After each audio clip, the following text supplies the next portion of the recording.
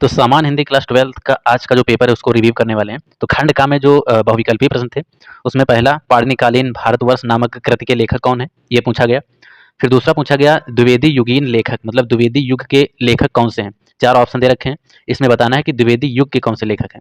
Third question था रामचंद्र शुक्ल लिखित कहानी है, तो रामचंद्र शुक्ल जी ने कौन सी कहानी लिखी उसको बताना है। जहाज का पंछी रचना की विधा बतानी है। फिर आनंद कादम्बिनी के संपादक कौन थे? निज भाषा उन्नति है, सब उन्नति को भूल, यह कथन किसने कहा है? 4 ऑप्शन है, तो ये कथन किसने कहा है ये बताना है।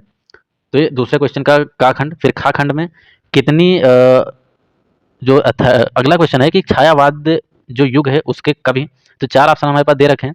अयोध्या सिंह उपाध्याय, हरिओद, प्रताप नारायण मिश्र, जयशंकर प्रसाद। इसमें बताना है कि जो छायावाद युग था, इस छायावाद युग के कौन से कवि हैं। अगला है भारतेंदु जो युग है उसकी एक रचना बताइए। 4 ऑप्शन है, इसमें बताना है कौन सी रचना भारतेंदु युग की है। फिर जयशंकर प्रसाद की काव्य कृति कौन सी है। क्वेश्चन नंबर थर्ड में एक गद्यांश दे रखा है हमारे सामने, और बताना है कि इस गद्यांश पर आधारित निम्नलिखित जो प्रश्न हैं उनके उत्तर देना है। तो एक गद्यांश है, फिर उस गद्यांश से संबंधित कुछ प्रश्न पूछे गए हैं। जैसे एक गद्यांश है, उसमें कुछ हाईलाइट, कुछ रेखांकित भाग है। रेखांकित भाग कौन सा है? जन के हृदय में इस सूत्र का अनुभव ही राष्ट्रीयता की कुंजी है, और इसी भावना से राष्ट्र निर्माण के अंकुर उत्पन्न होते हैं। तो ये रेखांकित भाग है, पूरे की पूरे जो पैराग्राफ है, पूरा का पूरा जो गद्यांश है, और इस पर आधारित कुछ प्रश्न होंगे जिनको कि बताना है। जैसे उपर्युक्त गद्यांश का संदर्भ लिखना है, रेखांकित जो अंश है उसकी व्याख्या करनी है, राष्ट्र की कल्पना कब तक असंभव है इसका उत्तर देना है, पृथ्वी किसके कारण मातृभूमि की संज्ञा प्राप्त करती है इसका उत्तर देना है, और फिर पूछा गया है कि पृथ्वी और पुत्र दोनों में मिलकर क्या क्या करते हैं। पृथ्वी और जन, मतलब पृथ्वी और जो लोग हैं उन पर रहने वाले, ये आपस में मिलकर क्या क्या करते हैं। अथवा में एक और गद्यांश दे रखा है जिनके संबंधित क्वेश्चन भी आप दे सकते हैं। क्वेश्चन नंबर फोर्थ है जिसमें एक पद्यांश दे रखा है और उस पद्यांश से संबंधित प्रश्न।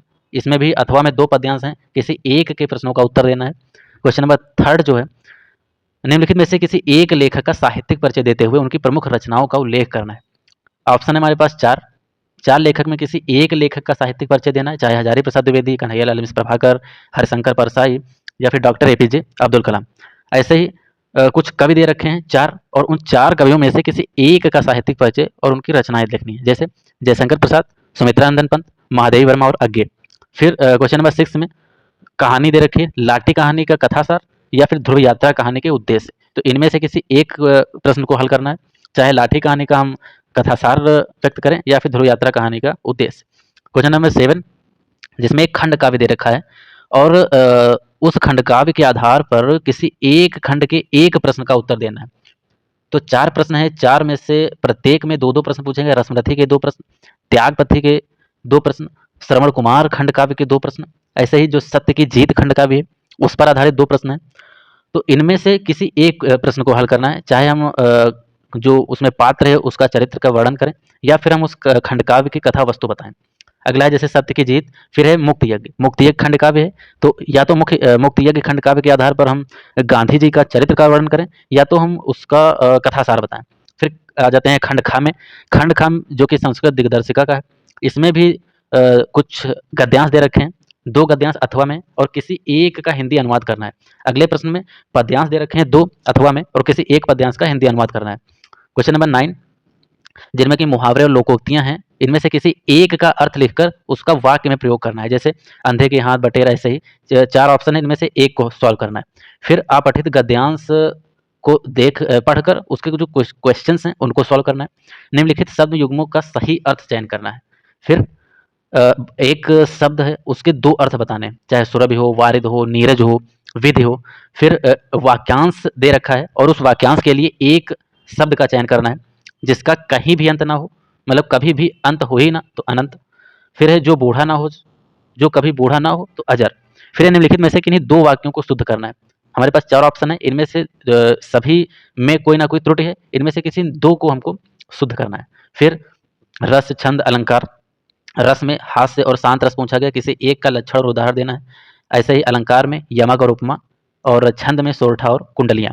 फिर क्वेश्चन नंबर 13 पत्र लेखन में अपनी गली या मोहल्ले की नालियों की सफाई हेतु जो नगर निगम है उसके स्वास्थ्य अधिकारी को पत्र लिख सकते हैं। अथवा में है कि बैंक से किसी व्यवसाय को करने के लिए ऋण प्राप्त हेतु आवेदन पत्र, तो किसी एक पर हम पत्र लेखन कर सकते हैं।